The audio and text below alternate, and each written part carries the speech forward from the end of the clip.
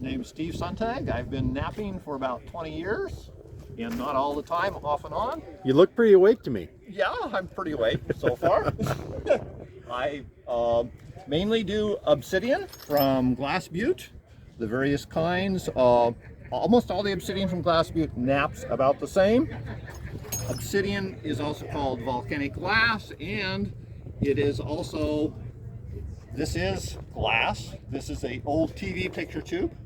It works about the same as obsidian. Recycle, reuse, and repurpose, guys. That's right. That's right. I got a 5-gallon bucket of glass from an old one that somebody had broken. Giving it a new life and That's turning right. it into a thing of beauty.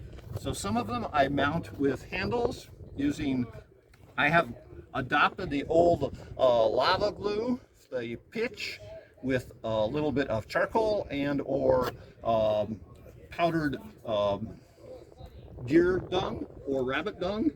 And so some of the pieces, Don't lick your knife, folks. that's right. Some of the pieces that I do, the bigger pieces like the hand axes there, I will use a solid copper bopper because that allows me to drive off large spalls, which then I can further refine into those. So a spall is a chunk of Yes, obsidian yes. that comes off, guys. I'm not doing it here because I'm just doing mainly pressure flaking. And so all the various pieces, yes, some of the more colorful pieces of here are from Flint Ridge, Ohio. Was back there for about a year and went and was able to find some of that. And you've been all over the world doing this napping. Not all over the world. No, but No. you've studied it, right? Yes. Yes. I have. Yes. Yes. It's people have been flint napping for about, from what I understand, about the very primitive, crude style where you just take another rock and hit it with one and get something to rock with a sharp edge. Those about 3.3 million years ago.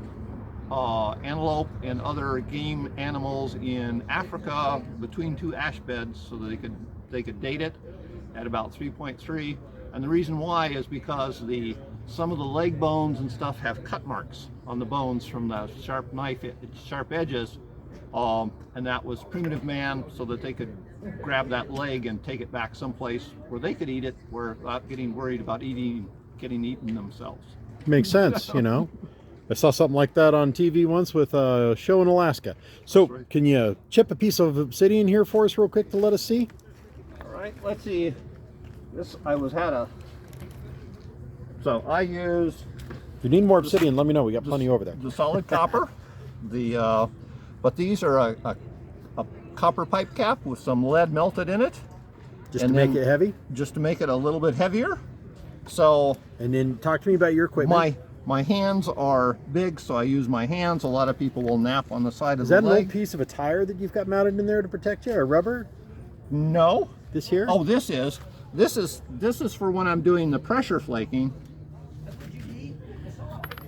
So let's see, a sawed surface should be good here.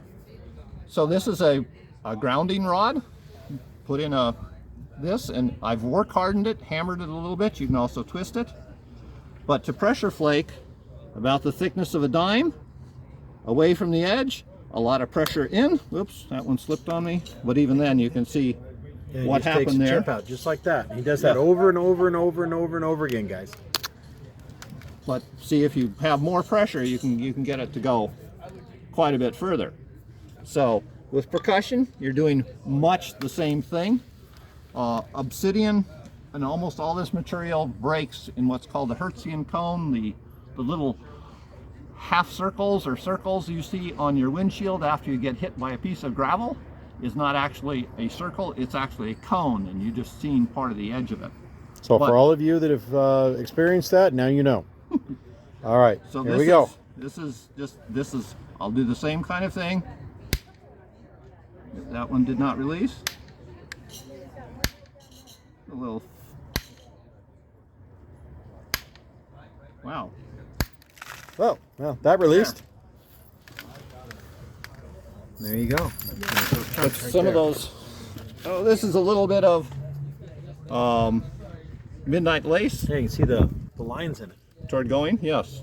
So There this you go.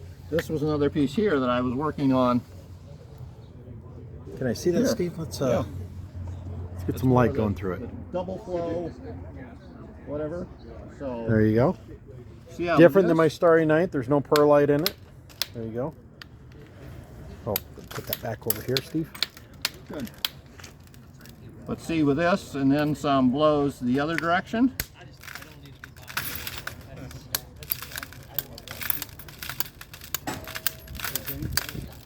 So you can see how easy, if I went all the way around it, then I would end up with what would be called a hand axe, which was sort of a Swiss Army tool. You could use it to scrape hides, you could use it to dig up a root, you could use it to cut leather, you know, and you can see how easy those are to manufacture. So the Swiss didn't invent the multi-tool. No, no.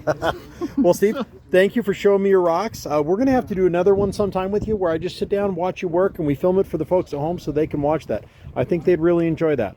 All right. So, guys, say bye to Steve. This is Rock Dad and a Show Me the Rocks moment. All right.